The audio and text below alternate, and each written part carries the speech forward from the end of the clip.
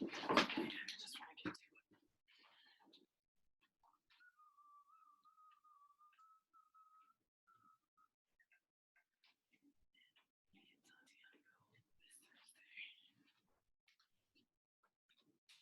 Next Thursday was last Thursday.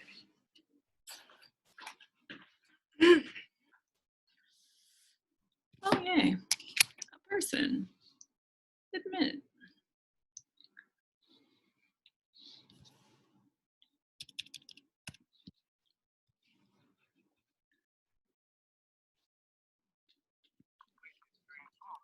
Hello.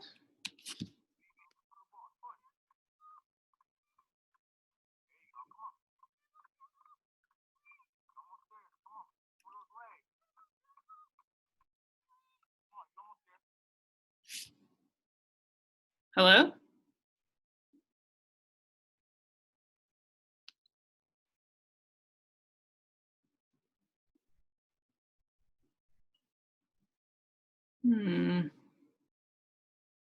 Unclear what's happening. Well,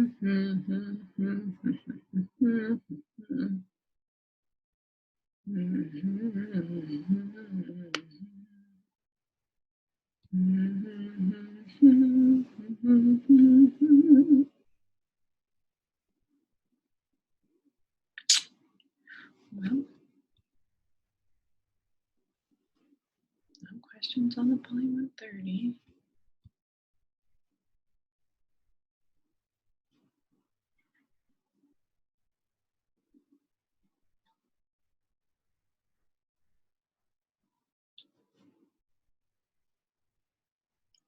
Change from Slack.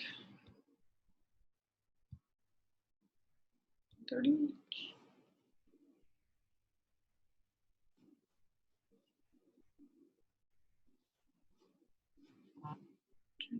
Nobody's on final.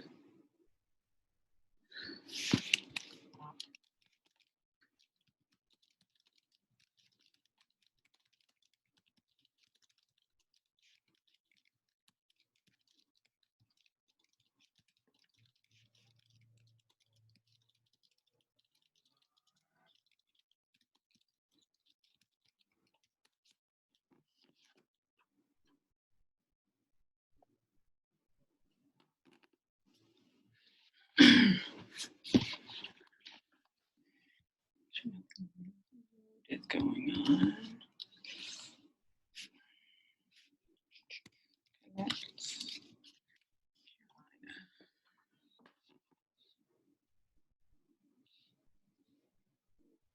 What is this? Go away. I want nothing to do with that. Connect. Oh, for friggin' frack's sake.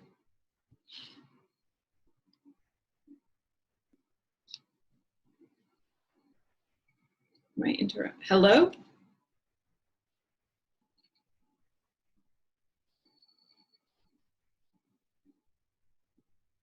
I'm just gonna mute that.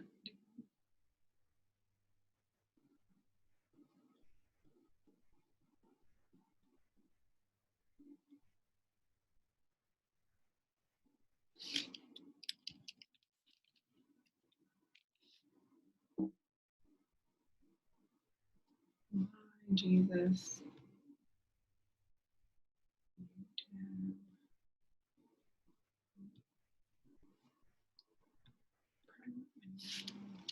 Connect.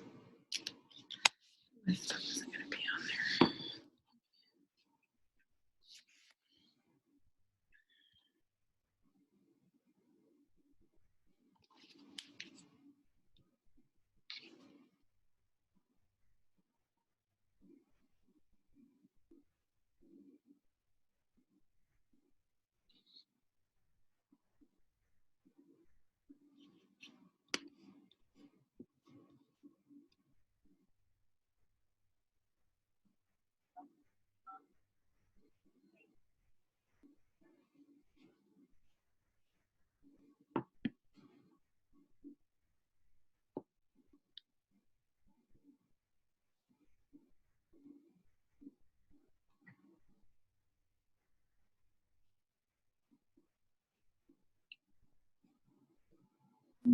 Change the class.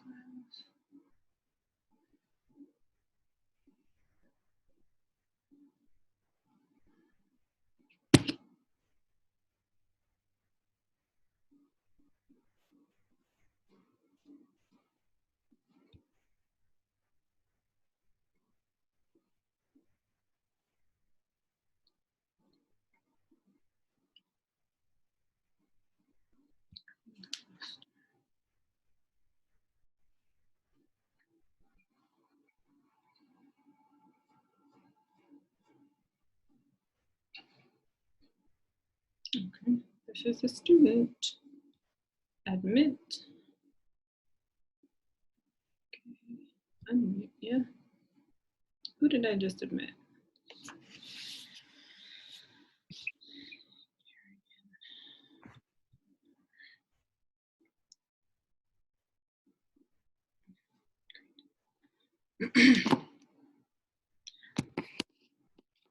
Oh, yay, people are coming. Just Halverson, yep, and I have a G, yep, admit you, and then an M, Miller, Catherine, yep. Yikes, so many people coming in all at once. Haggard, okay, yep. Admit you, and then House, yep. So many, I know that Aiden is in this class.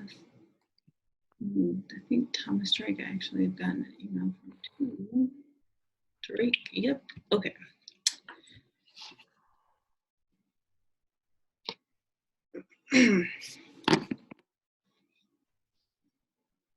You.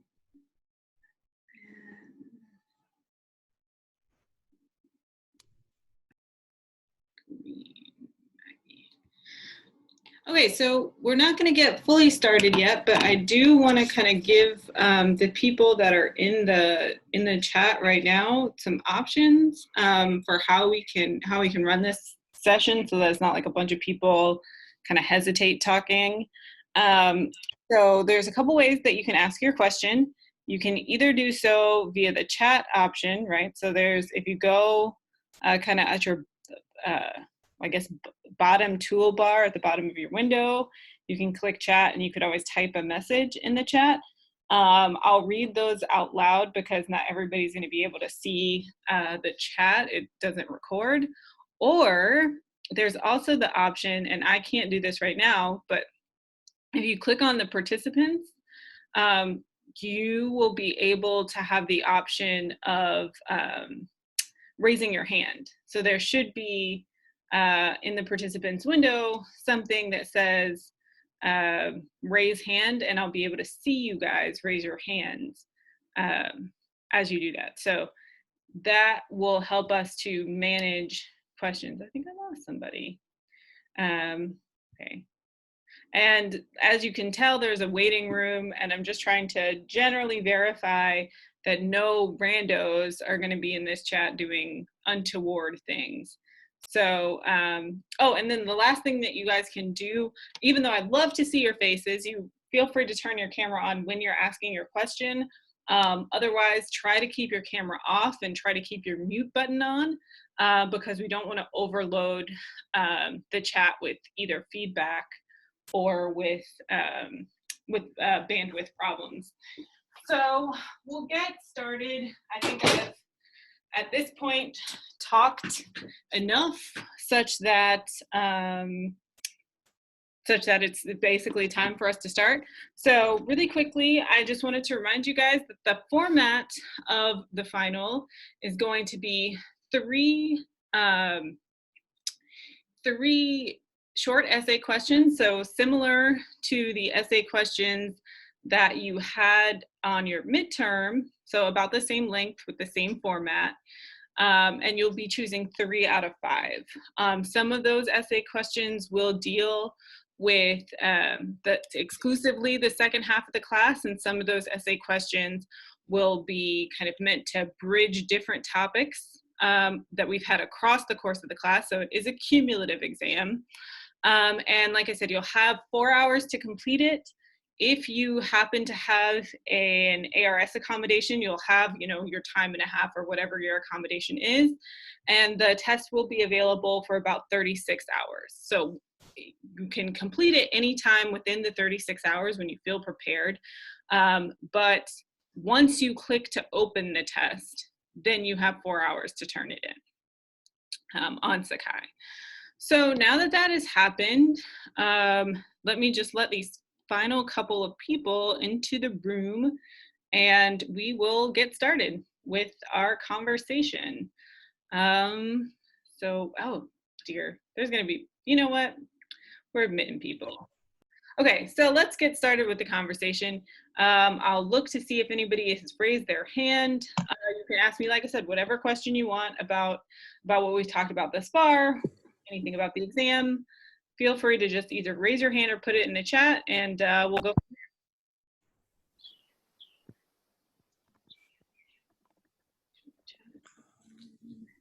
And I can see all of the participants.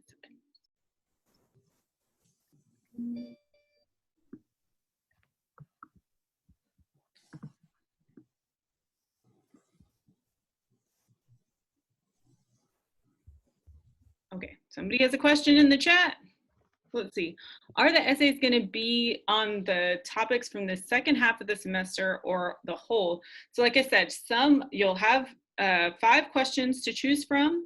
Some of those, a reasonable proportion, probably 3 out of the 5 or 2 out of the 5, something like that, will be from the second half, and the other 3 will be cumulative. So basically, if you have to answer 3 essays, you probably will, in all likelihood, you'll have to answer 1 question that is from the second half to be able to pass, right, the exam, and then you'll have to answer at least 1 question from, you know, comprising both halves of the semester. Do you need to use quotes as evidence in the essay? You don't have to, right? We're still going to treat this as a, you know, a time pressure situation, almost as if you were going to be in, you know, the testing room as usual. So there is no necessarily higher burden simply because you have the ability to you know, open your books and do those types of things. But since you do have that ability, if you can use quotes, that's always to your benefit. If you can provide more citation, we strongly encourage you to do that, simply because, you know, one thing that we are worried about with people being able to, you know, do an open book, open note format is cheating and plagiarism. And so the more you can cite your sources, the more thoroughly you can do so, and the more thoroughly you can show that this is your original work and not something that you've, you know, circulated amongst yourselves, that is better.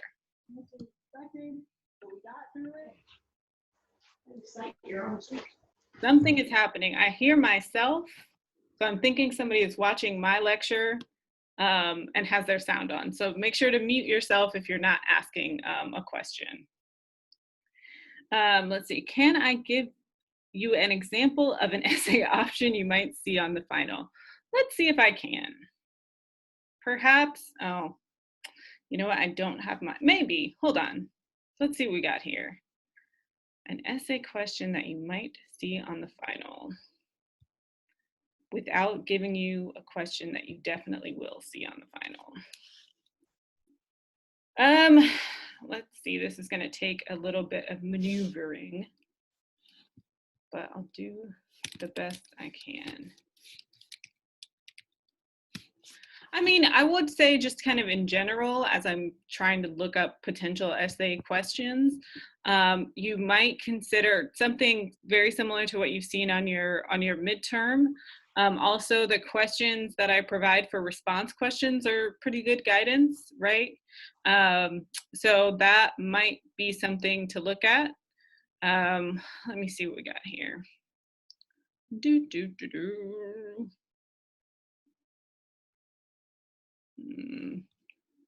Nothing there. This is the answer key. And I don't have the actual midterm. Crap salad. I don't think I have a good sample with me. Oh, wait. Here we go. No, I'm not going to give you that one. Was this on your midterm? Hold on one second. Let me see if this was on your midterm. If it wasn't, then this is a good question.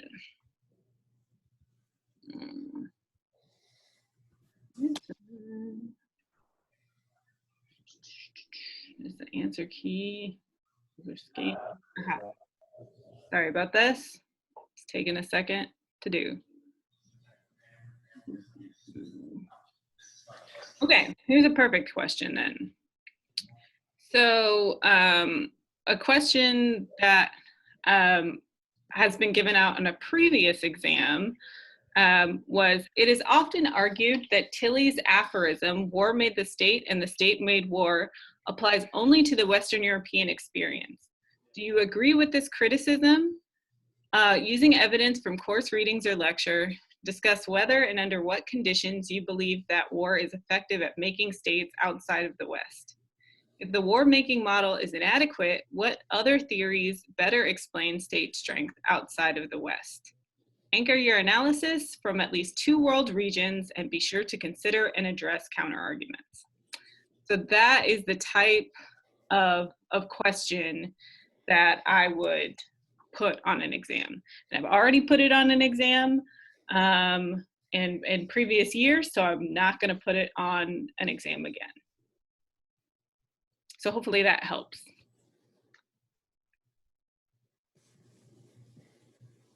Oh, shoot, let me admit all these people. Got people waiting everywhere. How long would you suggest each essay to be? So I don't want you writing a full-on paper. As, again, you have a timed essay, so you should still follow the general, 5-paragraph or so format where you have an introduction, you have a paragraph devoted to kind of each point that that you're making argument about, and then address counter argument. Opening up stuff right. Hold on. Somebody has a there's a lot of things going on here. Us coming around in June or even mid-May, saying we've had a huge spike. We're going all the way back. Xander, do me a favor and mute yourself. Okay, great. So definitely follow a generally kind of like a 5-paragraph format. As far as the actual length, just don't go overboard, right? We're all at the end of the semester. So, we want you to have a thorough essay, but we don't want to be reading pages on pages on pages. We don't want a dissertation about each topic. And you only have 4 hours. So make it about the length that you would have in your midterm, a timed essay. And for these Blue Book essays, let's see, 1, 2, 3, 4, 5. So in this Blue Book essay, this person got a pretty good grade, and her essay was about 5 Blue Book pages. So hopefully that helps. Hopefully that helps you to understand how long each essay should be. Will your ID questions be from new terms to know, or combination? They will be from a combination. And remember that the IDs will be not really factoring too much into your final grade. So they're going to be bonus. But since the IDs will be relatively easy for you to find, right? They're in the lecture somewhere. You could probably find them in a matter of minutes, and it would be almost impossible for us to verify that, no cheating had gone on. We're actually not going to count them as a very large part of the essay. So I wouldn't devote my time to studying for that.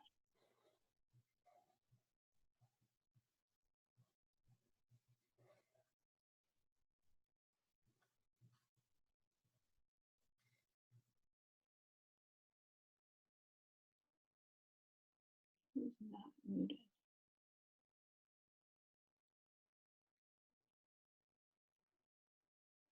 How would I suggest going about studying for the essays? So, the way I did this when I was a young collegiate, just like yourselves, is I kind of went overboard on it.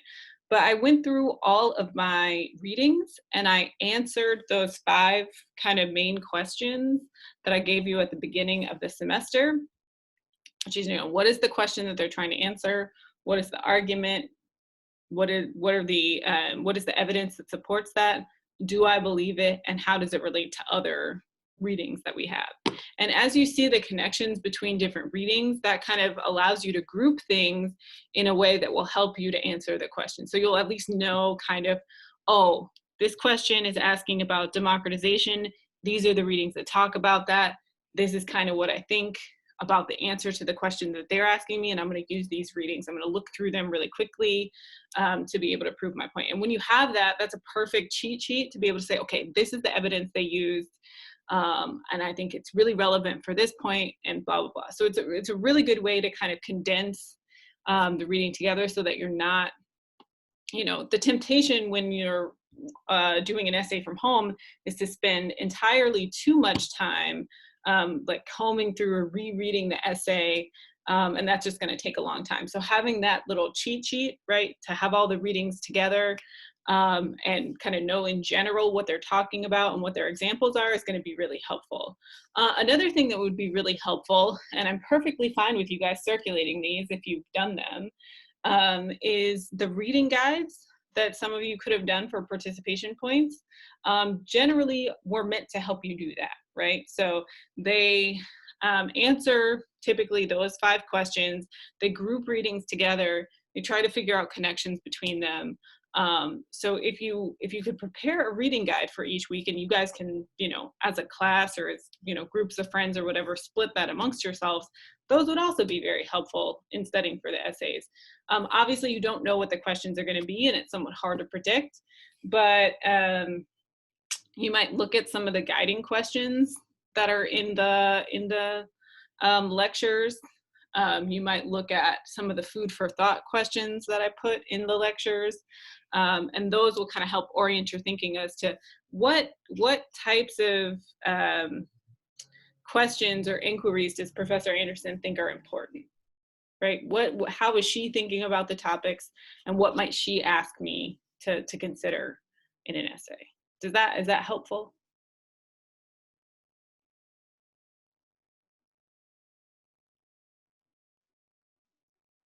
What is the format for the exam? So the exam is going to be 3 out of 5 short essay questions. That is going to be basically the bulk of your grade. There will be some IDs for bonus points, but I wouldn't worry too much about those. And of those essays, those short essay questions, some of them will be focused on only the topics that we had in the latter half of the course, and then some of them will be focused on topics that bridge both the first half and the latter half. So it is going to be a comprehensive exam in that sense. Keep in mind that you don't just have to ask me questions about the exam. We haven't been able to talk to each other for quite some time. So you can also ask me questions about topics that you had trouble with or anything like that. Are all essays graded equally, i.e. 33.3%? In general, yes. In fact, not in general, yes.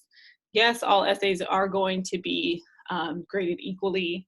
But what probably I'm going to do to make certain that you don't just pick 3 essays from the last half of the class, I'm going to make you pick 1 of 2 essays that will be from the first half of the class, or 1 of 3 essays that is from the, rather, 1 of 2, or 2 of 3 essays that are comprehensive, and then 1 of 2 that are from the last half of the class. That way, you basically the exam has to be comprehensive.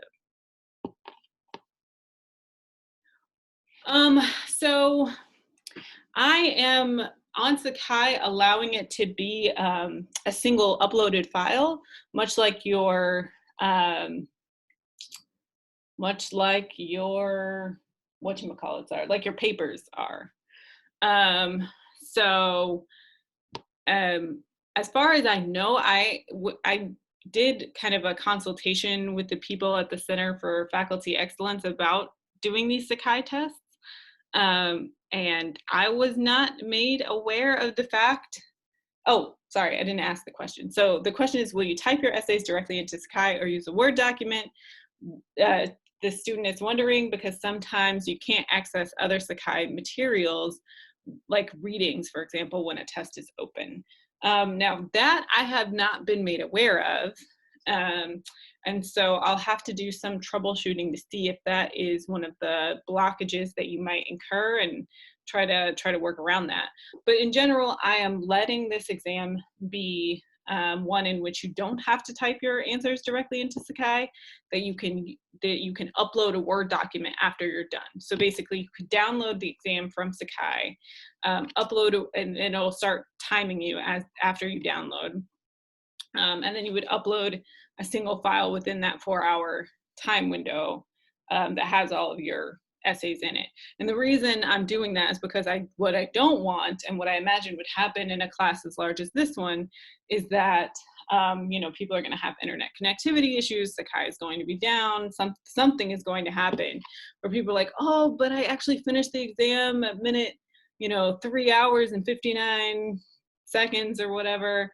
And Sakai failed, and so I'm getting a bunch of emails about people emailing, uploading their essays or whatever. So I don't want that, and I'm hoping that this will prevent that from happening and make it a lot easier for you guys to withstand any technical difficulties that might happen. But the TAs and I will actually do a test run of this next week, so that we can make sure to work out any kinks that are avoidable.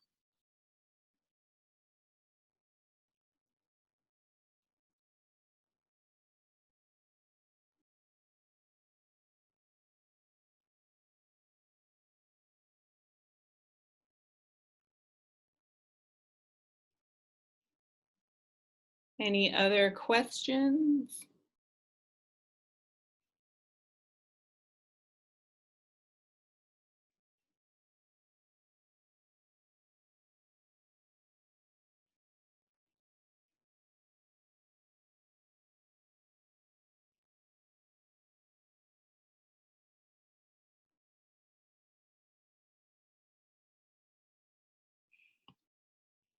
Okay. Wow. Okay, so some people have asked questions to me privately, and I'm not sure if you want me to answer them only via chat, but I'm not going to say obviously what your name is. And so there is a question about, is there a difference between an agrarian bureaucracy and a landed aristocracy? There's somewhat of a difference. It's very slight, though. Typically, when people are talking about agrarian bureaucracies, they are talking about landed aristocracies. The main difference is that in an agrarian bureaucracy, not only do the people who have land have wealth, but they also have a certain amount of political power, right? So they are involved in the political system. They hold, for example, perhaps they have the exclusive right to vote, so land being one of the criterion that you need to vote. Perhaps they are in actual political positions, so maybe on the cabinet, but they have some real decision-making power. In a landed aristocracy, they might not have formal decision-making power. They just might be an important constituency, and so rulers take their interests into account.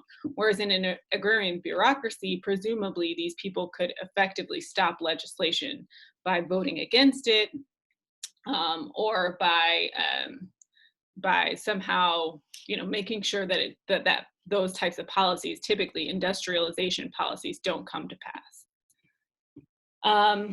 So just kind of because this question is a follow-up to that one, people are asking if the mullahs in Iran are an example of either a landed aristocracy or a religious group.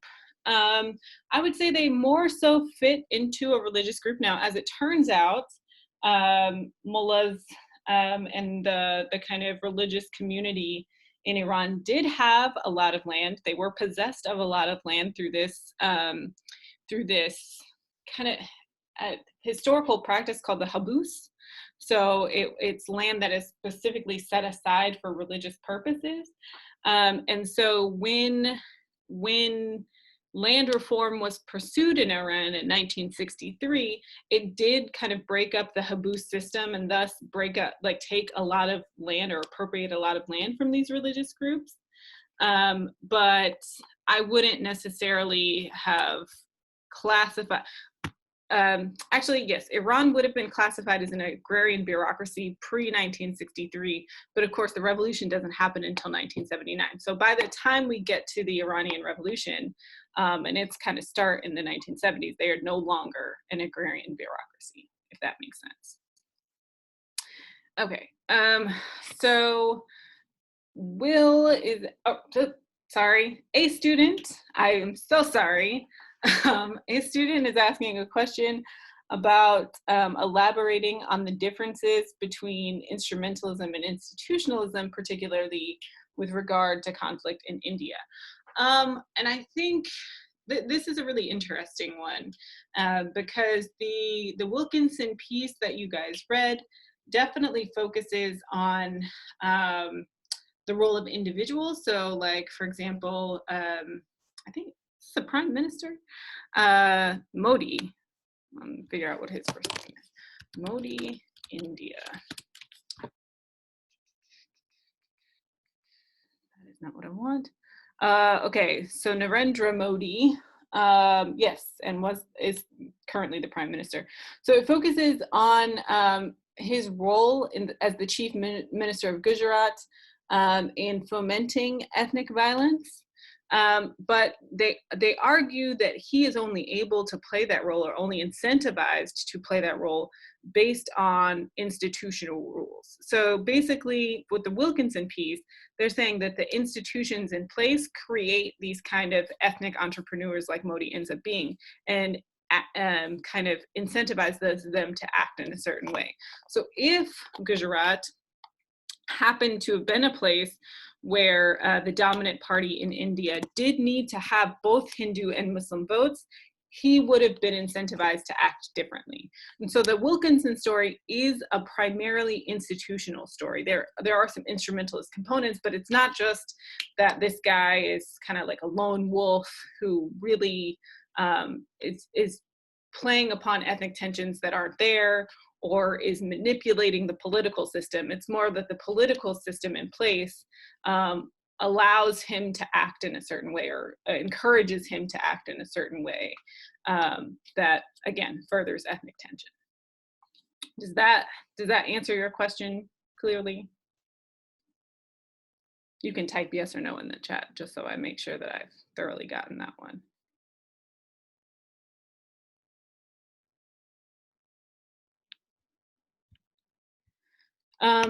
Okay, so the next question is, can relative deprivation be related to both ethnic violence as well as revolution? And the answer to that is yes. Relative deprivation actually can be related to a lot of things, but in this class we discussed it both in terms of ethnic violence and revolution. And just it's the idea that people that grievances can form based on someone's expectation of how their life should be, typically relative to others or relative to their own past. And once those grievances form, they can lead people to pursue kind of contentious action. Ethnic violence is a contentious action, and revolution is a contentious action. So if you feel, so if the dimension on which you are deprived happens to be ethnic or racial, so as, for example, as a Black woman, I feel, I don't know, deprived in comparison to men. Well, no, that's a gender thing. So I feel deprived in comparison to, I don't know, white people, then I may very well be willing to engage in ethnic violence based on my feelings of deprivation, right? I feel like I should be doing better than I am, and I see other people doing better. I think I should be doing at least as well as they are, and so I engage in ethnic violence as a way of dealing with those grievances. In the revolutionary sense, we tend to think of this relating to class position, right? And the economy, right? So either as a poorer person, I think I should be doing equally as well as rich people, or as we saw in the case of Iran, it's not that they thought that they should be doing as well as the rich people, but they saw their status of living increasing over time. They expected that to continue. And when it stalled out after the oil crisis, then they decided, okay, things are not going as well as they used to be going. I should be doing better than this. So I'm going to revolt. Let's see. Will we upload the exam document to the main Poly 130 tab or our recitation tab? Now that is a good question. I'm going to say that the exam will be on the main Poly 130 tab. And so, yeah, that's just the easiest way to do it, is to upload it to the main Poly 130 tab. Although we may open the test on both so that you can just, so we make sure that we have your exam. We don't want any exams to fall through the crack, but I would say definitely upload it to the main Poly 130 tab and not your recitation tab. Let's see. Or just the reading. So hold on one second. Let me respond to this student because it's more of a private question.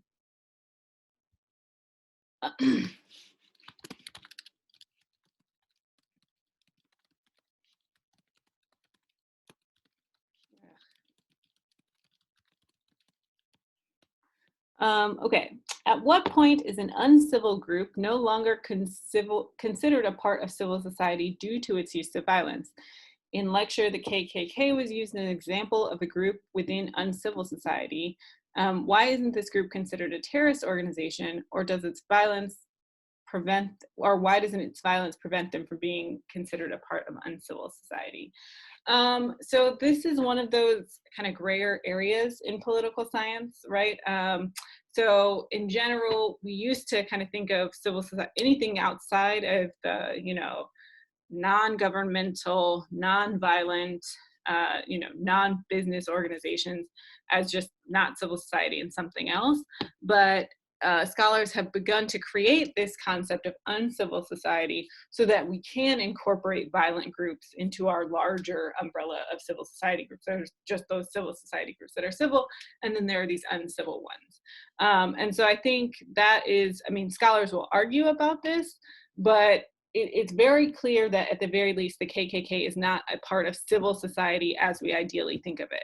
It is either considered uncivil society or that it's just like, a terrorist organization. The one thing that I will say, the kind of reason why it still could fit under the umbrella of civil society, of course, being an uncivil group, is that it seems as though the KKK has no political aspirations in the sense that they're not actually trying to run the government, right? They are just trying to advocate for an uncivil ideology. So the fact that they are still non-governmental with no particular political aspirations in that sense would classify them still as a part of civil society. They're just they have an uncivil kind of ideology that runs them. Let's see. Did the U.S. coup of Iran have a major influence on the 1979 revolution, since it is partially the reason that the Shah came back to power? Does it fit into the four theories of revolution? I would argue that it definitely did have an influence. I didn't talk about it so much in the lecture that I gave. You could talk about Iran for days, but I only had one lecture, so I kind of culled certain parts of that history. But one of the things that I did try to mention is that one of the main critiques that the Ayatollah Ruhollah Khomeini could make against the Shah's regime was that it was illegitimate, that it was basically being propped up by foreign powers and really beholden to the interests of foreign powers rather than the interests of everyday Iranians.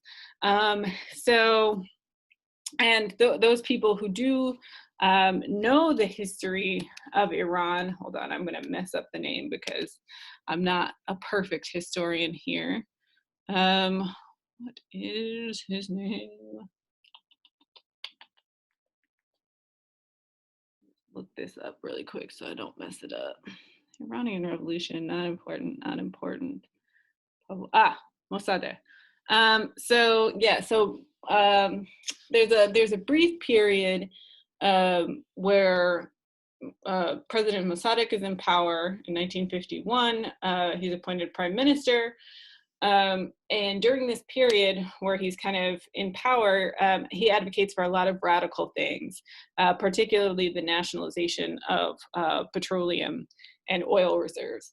And so once he's deposed, and this is seen as a very pro-Iranian policy, right? It would enrich the state of Iran and possibly allow for the redistribution of oil wealth, although we don't really have time to actually see that happen.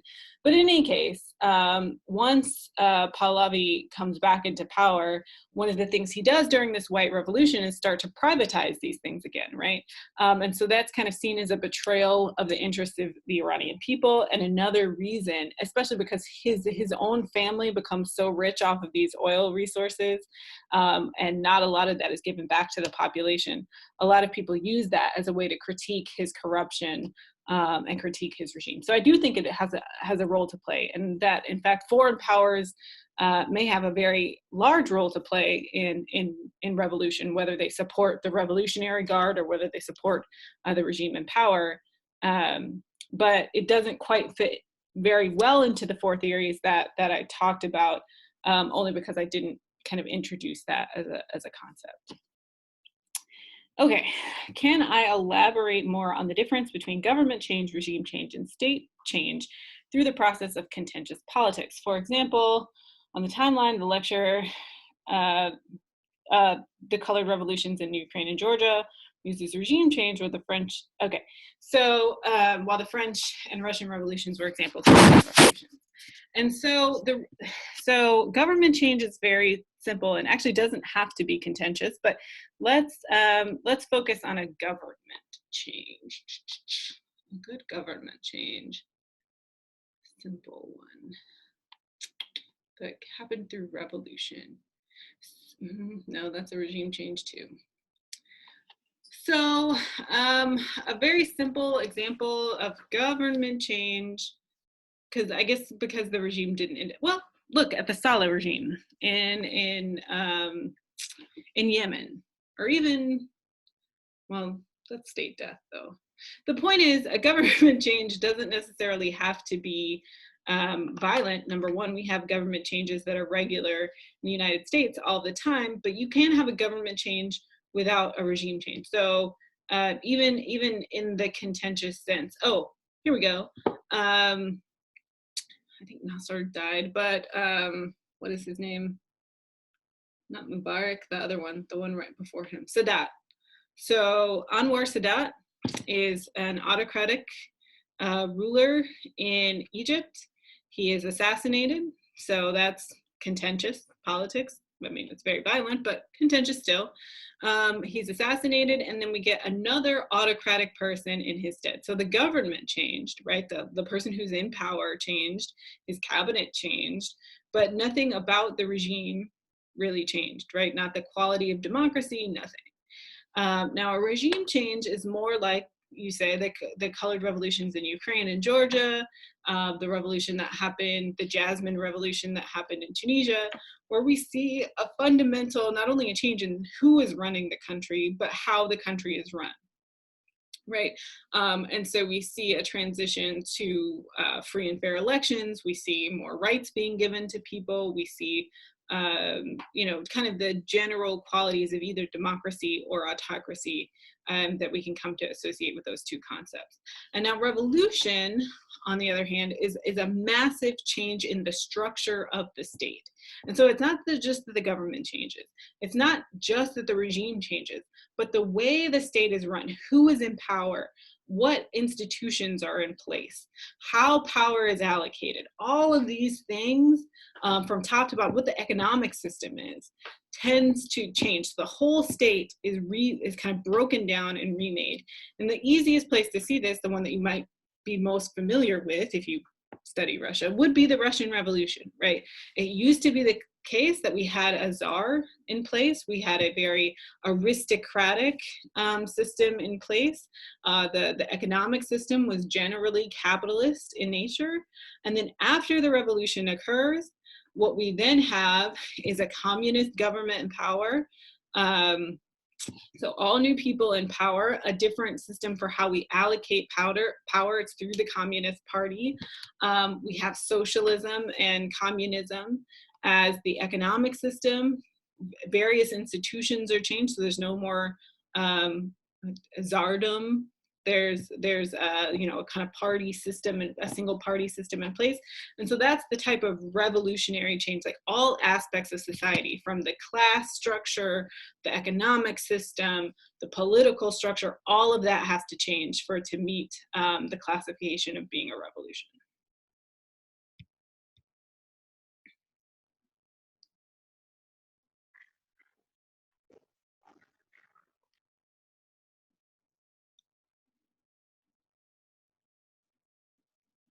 Any other questions? We got about, like, what time is it for real? We got about 10 to 15 minutes left on this call. Is a colony breaking away from the core considered a revolution? Not necessarily. There has to be a lot of changes in place. So remember that I did, well, you'd have to be pretty into this stuff to know which one of these are colonial revolutions and not. But on that list of revolutions, I mentioned the Vietnamese Revolution. I mentioned the Algerian Revolution. There was one more, Haitian, well, no, the Haitian one. There was one more on the list that's escaping me right now.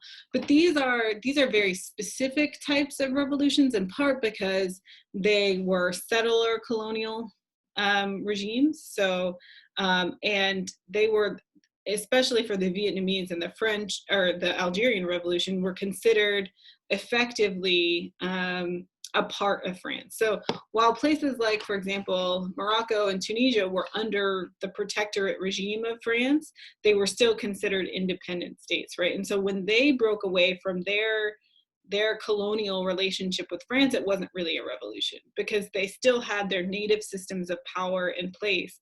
They just had, kind of these extractive economic and somewhat political relationships with France. Algeria, on the other hand, was largely settled by French natives. Their political system ruled by French natives.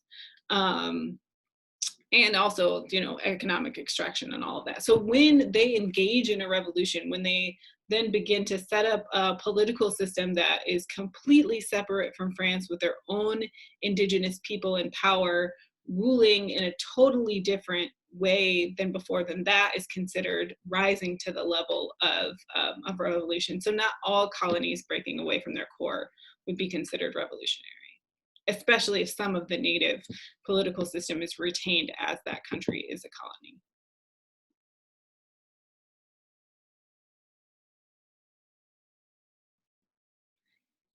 Can I elaborate on the differences between the institutionalist and instrumentalist theories in the Yugoslavia case? Sure. So I would say that Yugoslavia, perhaps more than any other case that we looked at this semester, presents a great case for instrumentalism more than any of the other theories. So there are some institutional kind of reasons why we might think that Yugoslavia would be predisposed to ethnic conflict. One of those being that, for example, the system that the decentralized presidency that was put into place, for example, oh dear, I've lost my window. So there was kind of that decentralized and rotating presidency that was put into place after the death of Tito, and that created perhaps some type of competition between federal presidents for power, right? You would think that it would diffuse competition because you know that you're going to rotate in and out, but in this case, one could argue that it created, it kind of linked ethno-nationalism to the presidency more clearly because each of these like more or less ethnic homelands were allowed to be president. So that could be one institutional explanation. But I think one of the strongest reasons why we might think that institutional rules help to lead to ethnic violence is remember that one of the post-Tito innovations that was put into place, or actually it's not a post-Tito innovation, it was a during the reign of Tito innovation, is that there would be veto power. So each of these federated states of Yugoslavia would have some veto power over legislation in a kind of classic consociational model. And because Milosevic knew that with enough votes, right, enough federated states on Serbia's side, they would be able to veto certain types of legislation. Particularly, they would be able to veto choices for this rotating presidency. What he decided to do when he was president was abolish the autonomy status of Montenegro and Vojvodina, and then so that left Serbia to be ruled by a Serb, Montenegro to be ruled by a Serb, Vojvodina to be ruled by a Serb, and I think at that time Bosnia was also ruled by a Serb. So that's 4 out of the kind of 7 federated areas, and so they had enough votes then to basically reject the Croatian candidate who was going to be the rotating president after him. And that caused conflict between Serbia and Croatia, like another round of conflict. So that's kind of how that the institutional rules might have exacerbated conflict. I know that's very complicated. And so it's probably a lot easier to think of how instrumentalism exacerbated conflict and how Milosevic himself decided to manipulate these institutional rules and manipulate like the history of ethnic differences between Croats and Serbs, particularly with that speech that he gave in Kosovo. Recalling violence that occurred between Croats and Serbs and Albanians and Serbs, and the ways that he kind of stoked these ethnic tensions with his own kind of decision making and manipulation. That's probably the easier way to think about it. Hope that makes sense. I know that's kind of deep into the woods of Yugoslavian history, but I think it's a lot easier to see that case as a kind of classic case of instrumentalism. Can I elaborate on the differences, if any, there are between democratic deconsolidation and democratic backsliding? I mean, those 2 words in the literature thus far, by the way, I'm not an expert on this. You should probably ask Courtney, who does more research on this, but if that's not your TA, probably don't bother her too much. I don't want you guys sending a flood of emails towards her, but it seems to me that they are often used interchangeably in the literature. But what I would say is that if we saw deconsolidation not as a process, but as I'm going to call it an end goal, but as a kind of static thing that happens, then backsliding would be much more the processual thing, right? So you can backslide, you can, like, for example, move on the polity scale from a 10 to a 9 or a 10 to an 8. And that is clearly a sign that you are deconsolidating, but that you have deconsolidated means when you have, moved from being a democracy, so a 10 or something on the polity scale, to the next category down, which would be anocracy, so you're now lower than 5. So that would be the process where you completely deconsolidated. But again, I would not fault you, and I don't think anyone who is grading your exam would fault you if you use those 2 terms interchangeably, because it seems in the literature that they're used pretty interchangeably to describe any reversion or any, I don't want to call it a reversion, but any like decrease in the level of democracy or the quality of democratic institutions, or even support for democracy in your country.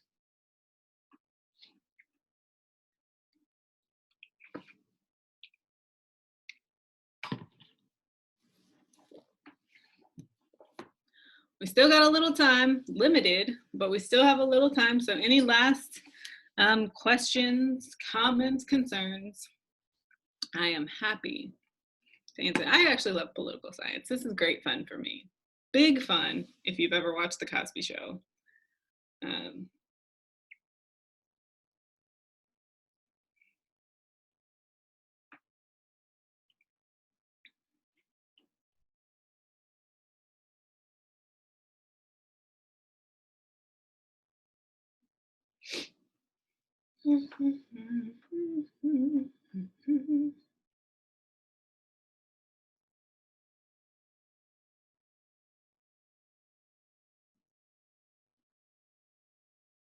Happy Earth Day to everyone, by the way.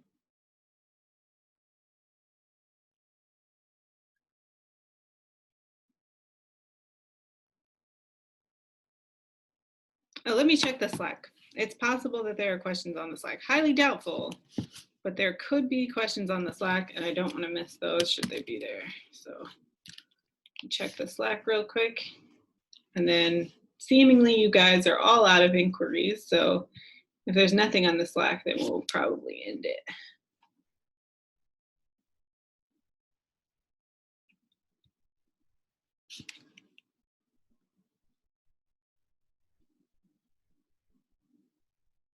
Hashtag final, got nothing on that one.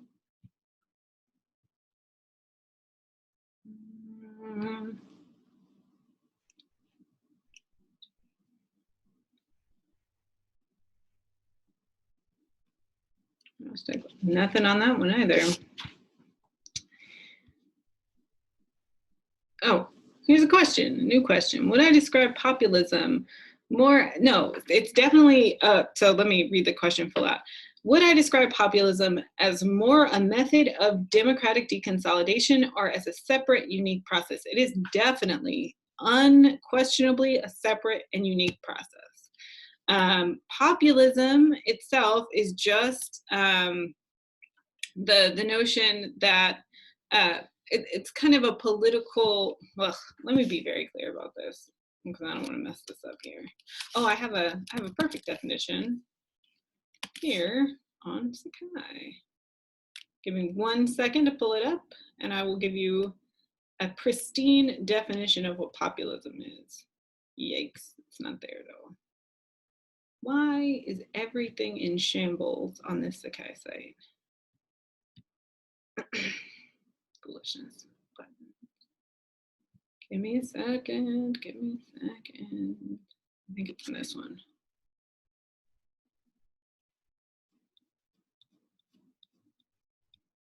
None of this, none of this. This is all useless. Aha, populism. So populism, a really good definition is it's a mass political movement led by a personalistic leader.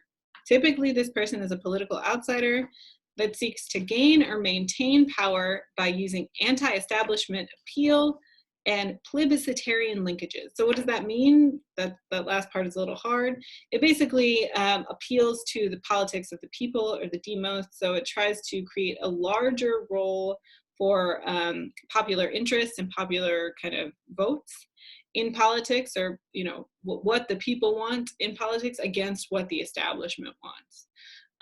And so that is not necessarily antithetical to democracy or opposite from democracy. What we see with the rise, particularly of right-wing populism, although somewhat in the case of left-wing populism, is the reason that those can lead to democratic deconsolidation is twofold. On the one hand, by critiquing the establishment, typically what the critique is not just of established elites, but established institutions, right? And so these movements or these political groups can often create a lack of confidence or a lack of faith in democratic institutions that lead people to have less support for democracy, at least as is in their country. So that's one thing. The other thing, and this is more characteristic probably of right-wing populism than left-wing populism, is that it tends to be based around, again, the ideas of nativism and particularly authoritarian value orientation. So a huge focus on law and order, on the rule of law, on obedience, and sometimes this is infused with various xenophobia or illiberal ideas against, for example, homosexuality, sexual freedoms, women's rights, etc. And so when illiberal ideas become infused with our democracy, at times that can lead to the assault on human rights or civil rights. And we think of that as anti-democratic. And so on the one hand, you have this kind of assault or attack on establishment institutions, which can lead to a decline in support for the democracy that exists or the democratic institutions that exist. And then you also have this assault on possibly otherness and possibly this overweening focus on, order, obedience, rule of law, which can lead to politicians or populist groups exerting too much power on the political system, so not having that system of kind of checks and balances, and a lot of things being done by executive order, et cetera, but can also lead to the deterioration of civil rights as xenophobic rhetoric is used, as kind of anti-liberal or illiberal rhetoric is used, and illiberal policies are put into place. I know the answer to this, but can we have more than 4 hours? The answer is no. Actually, the 4 hours is a grace because technically you are only supposed to have 3 hours with which to complete this exam.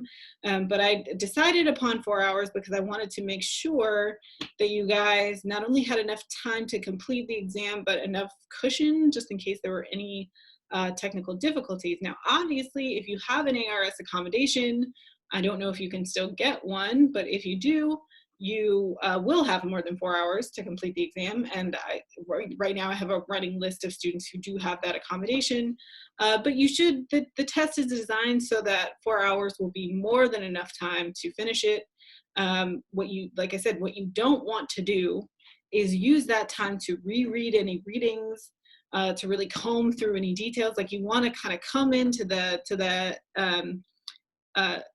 essay or the exam as you would when you took your midterm, right? With a good sense of, hey, I know these readings, I remember stuff from them. In this case, you can have a little cheat sheet of kind of, oh, this is the summary of each of the readings. And then you just plug in the different parts, right? So this will be no harder to do than the exam that you actually took in class before all of this craziness happened, right? So if you felt like you were prepared for that, you can do this, and you can do this within 3 hours. You can probably do this within less than 3 hours, so you can definitely do it within 4. I have confidence in you, I believe in you, and I strongly encourage you to make these kind of at least 5-point summaries of your readings to help you to complete this task. Could I elaborate? I guess I'll let these last 2 things be my last 2 questions, because I unfortunately have to get to my own work, which is still ever present during this pandemic. Can I elaborate on what Skocpol is saying in the paper that we read for this week? It seems like she's trying to reconcile Iran's case with the institutional theory, but I had trouble making sense of it. So there's a critical way to look at the Skocpol reading, and then there's perhaps a more generous way to look at it. And Theda Skocpol is a pillar kind of the political science community, so I'm not going to decry her unnecessarily, but I do think that she really kind of shot herself in the foot a little by staking most of her claim on revolutions looking a certain type of way, right? She created this very structural theory of revolutions where you had to have an agrarian bureaucracy, you had to have some type of military defeat, and you had to have this popular insurrection, which required you to have some type of peasant class, right? An autonomous, organized peasant class. And that is how the world looked when she wrote her book in 1976. Or presumably she was writing it throughout the 1970s. And so she was looking at these 5 major revolutions, and that is the world that she saw. Problem is, the world completely changed in 1979, right? The Iranian case threw her theory, blew it out of the water, wasn't an agrarian bureaucracy, didn't have any military defeats, had a really charismatic leader that, you know, didn't have a peasant class, but had a charismatic leader. And so the way I look at her piece is, in a sense, a kind of scramble, right? To figure out, oh my God, this really messes up everything I've, you know, kind of staked my career on. What do I do? How do I make sense of it? But it's also a concession. I think she doesn't she's not just, you know, trying to reconcile her. She's not just trying to, you know, say, oh, my theory still works, right? She clearly concedes that the role of the Ayatollah Khomeini in helping to organize this revolution is much more than she ever thought it would be, right? That there is room for individual kind of voluntaristic arguments, especially when we're looking at the Iranian Revolution. But she also tries to kind of modify some of her structural theory, her institutional theory, to say that, okay, maybe Iran wasn't an agrarian bureaucracy, but its personalistic regimes had those same type of rigidities, right? So the essence of what I was talking about, right, that it's highly bureaucratized, that it's resistant to change, all of that's the same. And maybe they didn't have a military defeat, but, you know, they had, you know, these other maybe brown areas, these places where they weren't paying attention, or I guess brown areas are more towards how popular insurrection could happen. But, you know, basically she's trying to say there are still institutional weaknesses that cause this to happen. And what the Ayatollah Khomeini did is step in and manipulate those weaknesses, right? Brought attention to those weaknesses in a certain way. And then we get the revolution, right? We get the organization of this revolutionary wave. And then our last question for today, and this is gonna be a contentious one. You guys always know how to hit him where it hurts. So could one make the assertion that Donald Trump is a populist leader? I realize that this is a somewhat partisan question, so I don't want you to feel pressured to answer it. Keep in mind that I said that populism and democratic deconsolidation are 2 totally separate things. Those don't have to go together. There have been several populist leaders. What is his name? Why am I thinking of H. Ross Perot? That's Perón in Argentina. So Juan Perón is a populist leader par excellence, right? More of a left populist leader, but still populist leader. And I don't know that, I mean, I'm not a Latin Americanist. Again, this is another question for someone else. Probably Nicolas, your TA, would be better to answer this, but I wouldn't necessarily consider the quality of Argentina's democracy to have deconsolidated during his rule, right? There are definitely bad things that happened, right? His regime was particularly corrupt, but it wasn't necessarily authoritarian. So these 2 things don't move together, you know, in a one-to-one way. Now, that said, do I think that Donald Trump is populist? Undoubtedly. It is very clear that he ran on a campaign that was highly anti-establishment, right? That he talked all the time about the political establishment and how we needed to change the American system to work better for the American people. That, you know, the crazy elites in Washington were so kind of distanced from the needs of rural citizens, citizens in former industrial towns, possibly those people that were further to the right of the political spectrum than the Republican Party wanted to recognize. And so I think he is, and I don't think there would be much question about this, although there might be some debate. It's very clear to me that he is a populist leader. Now, does that mean necessarily that he has contributed to the deterioration of American democracy? That is a partisan question that I'm not going to get into. But as far as the strict kind of definition of what populism is, being anti-establishment, having a leader that is often a political outsider, but is personalistic in some way, gaining power and having those kind of infusing your political talk and your kind of policy platforms with engaging the people more deeply into ruling the country. I think you can't really argue that he's a part of that type of, he fits the mold of that, right? So yeah, I would consider him a populist. The other question of what that means for our democracy, you know, debate that on your own time, but I'm not getting into it.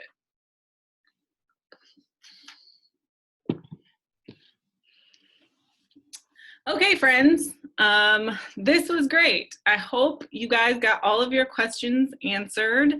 And I hope you took a lot from this class.